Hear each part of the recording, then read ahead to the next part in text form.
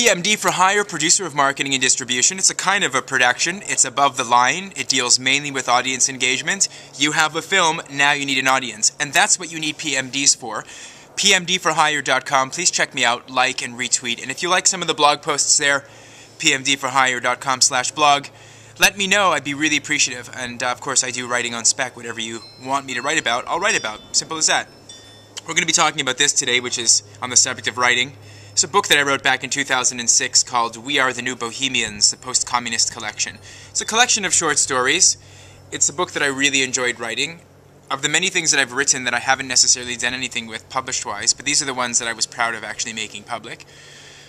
I won an award back in 2006 as well, and I was flown under the auspices of the BCSA, the British Czech and Slovak Association, to give a speech in Czech and in English to an assembled, audience with, of course, the Czech and Slovak ambassadors to the court of St. James in attendance. It was a lot of fun. I really liked it. I won an award, and it really kind of confirmed for me that whatever I was writing about at least had a little bit of resonance with a certain community of people, and they were, very much into that theme at the time. My views have changed considerably since I wrote that book, but there was a story inside it that kind of harkens to some of the things that are occurring today. The story that I wrote was called Jiří Šulc's Astonishing 2010 Directive, and it was basically about a dystopian future where the city of Prague would be partitioned into sort of Bantustans or enclaves, where there would be some parts of the city that would be pro-European Union and some of them that would be anti-European Union. And the way that, if you've been to Prague before, the way that Prague is situated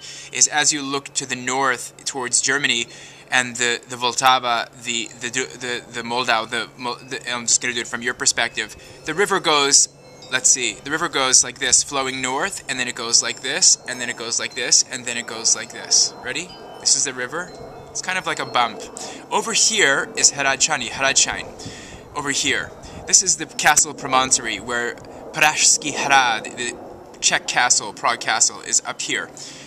This is the seat of the Czech monarchs, including the famous Karel IV, the Charles IV, who was also the Holy Roman Emperor and also, king of the Luxembourgians and some other esteemed titles that he had. This part of the city is old. This part of the city is also old, but not as old as this part of the city.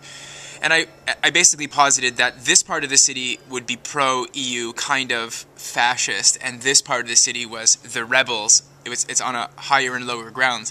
Something like this. You can read about it in the story. And this part here would be breaking away and basically not wanting to be part of the European Union. This part of the city would be, part of the power structure. Something like this. And basically, in this part of the city, I called it the inner district. And this was the outside, and this is the inner district.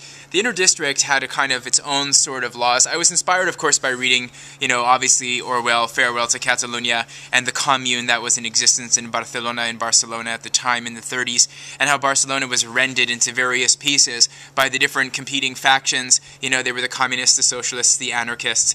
There were the people that were monarchists. There were people who were, staunch defenders of the Republic, and of course, what's known as the fifth columnists, who were people who were supporters of the Francoist idea, and of course in the pay of Mussolini and Hitler, of the Germans and the Italians, fascists at the time, and they rended Barcelona out from its insides. And of course we all know what the outcome was of the Spanish Civil War, which was the precursor to the Second Global Conflagration, otherwise known as World War II.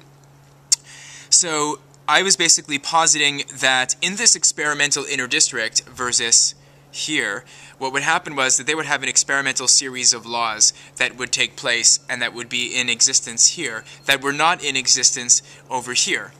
I ended up busting the story out into a full-on screenplay 2 years later, and I think it would be an interesting story to see on screen. It would probably take a lot to mount, but then maybe it wouldn't. But anyway, anybody who's interested in that, let me know. So I was on the Facebook wall the other day, I think it was yesterday, and I was basically going on about how now I'm going to do a little bit of a transition. Technology is inundating our time schedules. The time vampire really is social media, and how it's kind of gobbling up all of our available time, and how it's basically dominating our lives, and how it's basically distracting us from doing the important things that we need to do, and how it's basically a zero-sum game. It's really not, for the most part, value-added activity, this kind of a thing. Then I was comparing that to, check this out, it's a bit of a stretch. Then I was comparing that to the city where I live in, which is Toronto, which for those of you who haven't visited the city, it's a very multicultural city. It is not a Christian city. It is not anything really other than a huge melange of different people that hail from different backgrounds that all live together in harmony, and that all do business together, and that all live together, and sometimes connect and cross cultures and cross lines, intermarry, interbreed, you know, whatever, bump uglies, grab each other's junk, and etc. And so what I like about Toronto a lot is there are no rules that apply to the entire society as a collective. And the various holidays and milestones that we pass through 3 out of 365-day year are basically milestones that we adhere to because they were set in motion by a British colonial or loyalist administration that had been in effect ever since Toronto was incorporated as a city, then known as the City of York, you know, back in probably the early 19th century. So what I'm continuing to go along with the idea is the fact that because we live in such an experimental city, then I believe that all of the holidays that have so-called religious significance, like Christmas or Thanksgiving, because of course we have Canadian Thanksgiving, which occurs in October. There's a reason for that as well, because we're further north, so harvesting occurs much earlier, so our Thanksgiving was much earlier.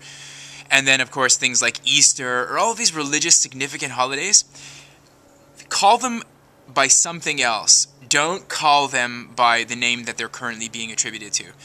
Use those days as milestones in the year to take breaks from life, from technology, to take breaks from the things that inundate your time schedule, to take breaks from things that totally absorb your time, and to really gain perspective, spend time with family, cook together, do things together, think about things, ponder grandiose ideas, you know, celebrate victories, even acknowledge the existence of the state without necessarily being patriotic about it to a sickening, cloying degree.